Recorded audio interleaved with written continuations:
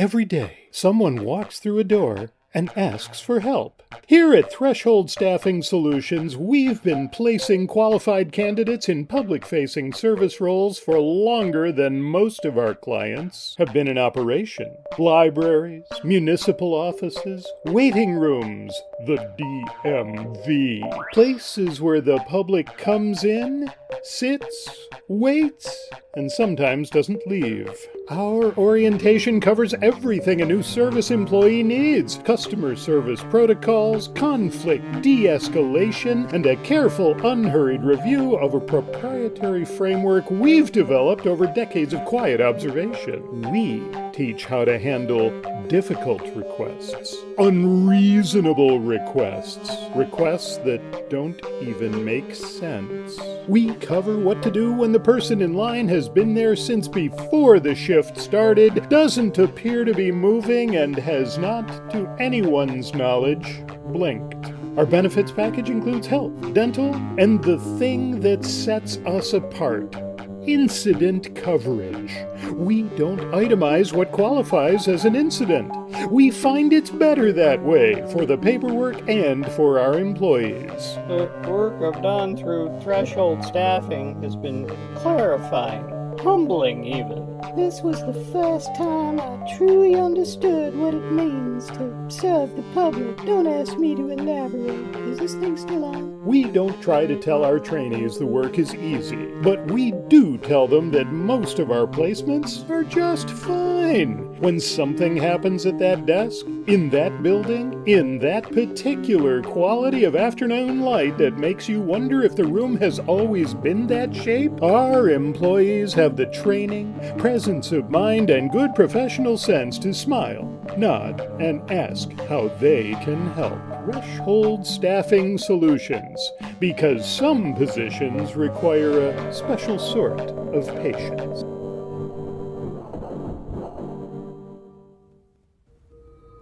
Got a minute or two? We have a way to make it not okay. Welcome to Sinister Minutes. I'm your host, writer and storyteller Kurt Homan. Next to me is the mad maestro, the master of macabre musical musings, Tim Parker. Together, let us take you on a journey into the dark heart of disturbing.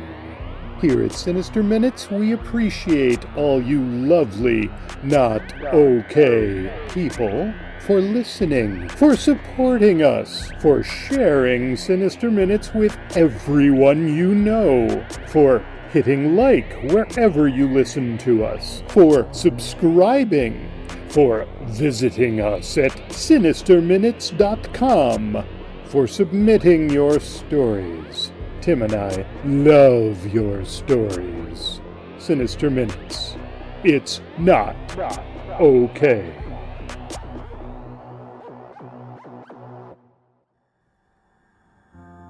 Content featured on the Sinister Minutes podcast can get pretty dark, but you know what? We expect our listeners to deal with that. Whatever triggers you, whatever your phobias, we're gonna delve in. What is that crawling up the back of your neck? Don't swat it. Any sudden moves might startle that rattler behind you. Get away, but then the elevator breaks down. Wow, those walls close in fast. Maybe a vacation is in order from all this stress, so fasten your seatbelts. Damn this turbulence. Maybe we'll have to jump from 20,000 feet. Sweating yet? Relax. Out in the open. We just hope you don't suddenly need someplace to hide from the crackling lightning and booming thunder. Great! You made it indoors? Ooh, you didn't touch that doorknob, did you? That thing is crawling. The doc can fix you up. Here she comes. My, what a long needle. That's gonna hurt.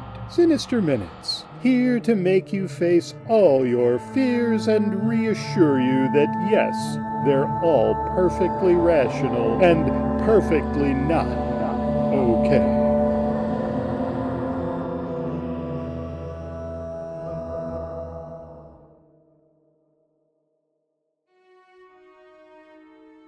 Welcome to Sinister Minutes Season 3, Episode 8. Today's story, How May I Help You?, comes to us from guest author Valerie Patrick. Valerie's a burgeoning horror author, a public librarian by day, and a hermit crab by night. Look for her on TikTok as Valerie, found at Novels and Notebooks. This story was first published back in March on Horrific Scribes. Sinister Minutes is pleased to provide the audio premiere. After our story, Tim's taking us away from the pool party on a brightly lit summer day and over by those headstones late in the evening with a piece he calls Midnight Shadows from the Cemetery. Need more music, sinister and otherwise? Visit Tim on Spotify and YouTube under T. Virgil Parker. Now that the 4th of July is past, the obese orange groundhog has seen himself on TV and hopefully gone back into his hidey hole for the next 6 weeks, leaving us to enjoy some portion of this bright, summery weather. Except that here at Sinister Minutes, Tim and I never rest, and instead are hard at work, making plans for October and trying to figure out how many of the things we packed away last Halloween will still be squirming when we open the boxes, and how many will simply be not okay. How May I Help You? Written by Valerie Patrick. Narrated by Kurt Homan. I take the tissue away from my eye, hoping I caught the stray lash causing the sting. However, I spot the viscous pink of blood. I hesitantly close my lashes over the tissue again, just to see more of my ichor staining the white. I try the other eye with a shaking hand for the same result, only stickier. Darker. About to excuse myself to go to the bathroom and get a better look at what could be causing such a worrisome reaction, when an elderly man around mid-70s, wearing a worn ball cap of the original racist name for a baseball team, and the same jeans he's had for the past 4 decades, approaches the desk.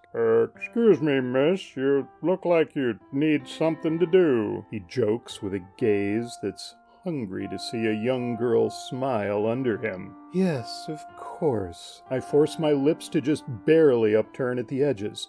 What do you need? Can you just come with me? It's almost like his face is stuck in this predacious smirk. Sure. I allow myself one more swipe of the tissue under my bottom lashes to catch any blood hanging on, and try not to worry too much about the deeper pool flooding the white before following him over to his computer. Now, what do I do from here? He asks, not sitting down, but choosing to loom over me as he gestures to the default wallpaper of the public screen. Well, that depends. What are you wanting to do? I want to check my emails. I'm waiting to hear back about some lucrative opportunities. A chuckle prowls out from his chapped lips. Not wanting to explore the possibilities that could mean, I begin to tell him how to choose a browser before being interrupted. No, I'm not going to remember any of this, sweetheart. Can't you just do it for me? Sure. My tight smile makes a return as I consider if bending down, squatting, or sitting where he once was would be the least likely for a wandering mind to take advantage of. I go for a slight squat and hope this will be over soon so I can clear my blurry eyes once more. All right, and from here, you just log in with your email address and password. I stand up and begin to leave. Well, now, wait just one moment, Missy. His wrinkly hand grabs my shoulder more tightly than someone his age should have the strength to. What's my password? I bite down on my tongue and take a deep breath before telling him, I'm not sure. It's something you chose. How about you try a few different ones and see if any of them work? I have to be available for other patrons now. I walk away before he has a chance to ask any more of me and head straight to the restroom. I choose the single-stalled family one to prevent any run-ins with an occupant that might ask me how to flush next and grip the sink as I meet my own gaze in the mirror. The blood is welling up along my lashes as if holding back tears. I cup some cool water in my hands and rinse out my tiring eyes, trying not to panic at the rouge circling the drain. "Excuse me, is someone in there?" A voice rings through the door as if it wouldn't be locked and marked as occupied if there wasn't a person inside that had to make it so. Yes, one moment. I quickly wash my face once more to get rid of any evidence. "Hello? My son really has to go." I open the door to a mother with her child that is definitely old enough to use the men's restroom right next door, but I flash another strained smile and squeeze past them to my place at the front desk. I have just enough time to sit down and rub my eyes once more to feel my eye becoming loose and plopping out into my hand when a middle-aged woman with a sharp bob haircut dyed unnaturally blonde comes up and tells me the printer ate her change and she demands a refund for the 25 cents she inserted. As I'm attempting to come to terms with the fact that I am holding a part of my body, feeling all the cold sliminess of it, she snaps her fingers in front of the eye I can still see out of, and I shove my organ inside my cardigan pocket while telling her we'll figure out what's going on. She is still telling me in a sharp tone that she knows what's going on. The library is trying to scam her when I pull out the papers she printed from the machine and ask if these are hers. Instead of admitting her faults, she says those weren't there before, and she's still never coming back here. I just nod and walk back to staff the desk when I feel my ankle slip, tilting my foot at an unnatural angle, making me trip. I catch myself just in time to notice my foot got left behind, so I quickly pick it up, apologize to no one in particular, and hobble back to my chair. By the time I sit down and try to reconnect my foot, one of my coworkers comes up to ask if I know where the extra receipt paper could be. Yeah, one moment, I tell the staff member who has been working here years longer than I've been alive.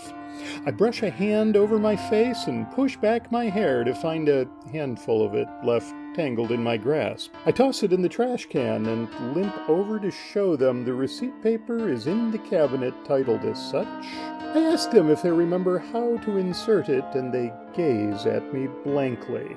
Okay, let's do it together.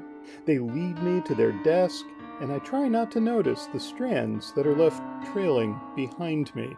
Little auburn worms peeking up from the ground after a great rainfall. I go through the motions, making sure to remind them which way the paper goes in, and then I encourage them to do it while I stand, lean by. Despite just being shown this seconds prior, they put the paper in the wrong way and ask why it's not closing. I flip it over and tell them, good job anyways, and then try to collect my hair on my walk back.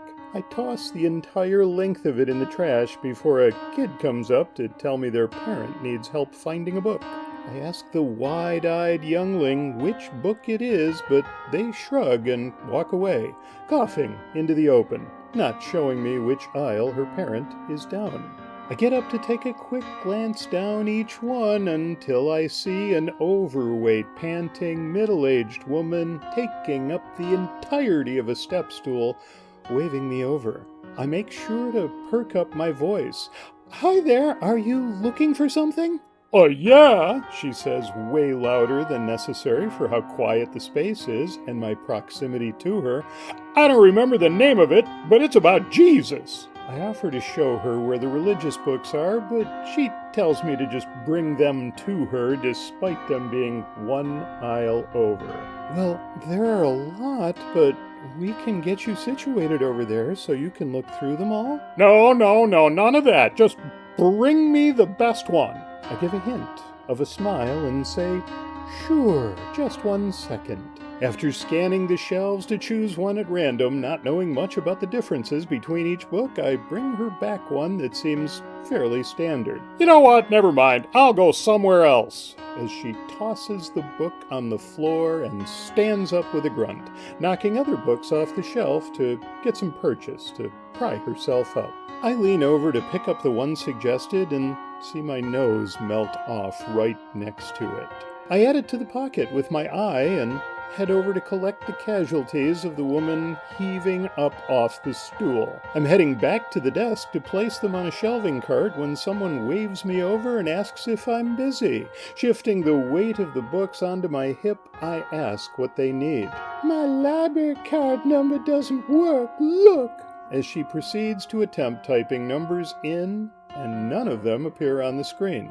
Oh, you just have left number lock off, that's all. I press the associated button and tell them to try again. As I watch them type it in to make sure nothing else is needed, I feel the books collapse out and on top of my hand that was holding them, smushing it into the floor. I collect the stack and wipe off the gristle of blood, skin, and nails smudged on the back cover. As I'm sorting them onto a cart with one functional hand, a woman with her mouth hanging open to reveal a perfect set of dentures, stark white against her papery skin, and a vacant smile in her crinkled eyes tells me she has a book ready to be picked up. Of course. Do you have your library card on you? I ask politely, leaving the books behind. It's for Nancy McLean, she tells me, her eyes still goggling at nothing. Okay, sounds good. I just need to scan your library card first. I try to ignore that one of my cheeks feels slightly lower than the other with a slight pull on my jaw. It's MCCLAIN.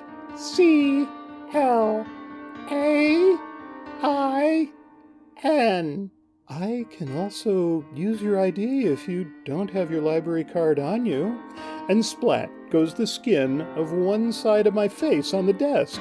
I watch as it pools out over the clean marble, slightly jiggling with my youth, looking very similar to a thawed chicken breast, bits of white fat around the edges. Do you have it? She squawks. Let me go check. I scoop the skin into the trash and the hair already in there sticks to it as I wipe the leftover blood juice with the sleeve of my cardigan. I bring over the newest James Patterson in large print, 4th one this year. Is this it? Oh, yes. You need my library card, don't you? Yes, please. The other side of my face, having nothing else to hold on to, starts to slip as well. I think I left it in the car.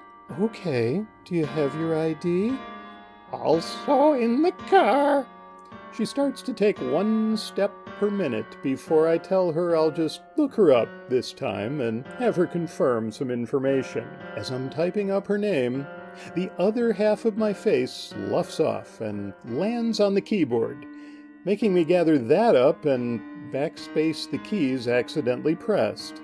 Okay, can you confirm your address? She tells me her birthday, June 3rd, 1935, and I double-check that information instead before checking out her book and watching her leave the building at a pace fitting her age.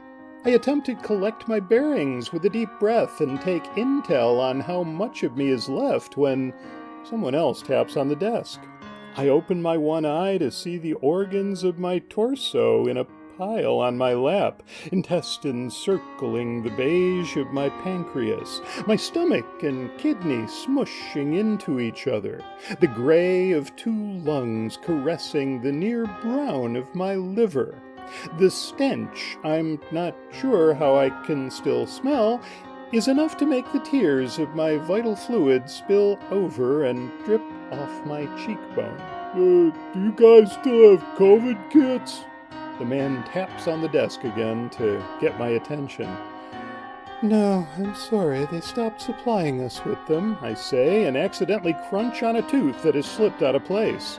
I begin spitting them into my good hand, using my lazy tongue to maneuver them out of my mouth that is beginning to overfill with sticky saliva and salty blood. I just called earlier, and the librarian told me you had some. His voice raises, but my ears sliding down makes it sound warbled. I'm not sure who would say that. We haven't had any for a month now. I hope he understands the slurring speech I'm capable of in between coughing up bits and pieces of my crumbling esophagus. That's why your job won't exist in 10 years. Useless! He storms out as the remainder of my body pools onto the carpeted floor. A man with ruddy cheeks approaches the skeleton slumped in the office chair and claps them on the shoulder. Hard at work, or hardly working, huh? Hey, do you have a moment to help me print off some photos from my phone? Now don't scroll down too far. He winks with a chortle that bounces off the walls and surrounds himself.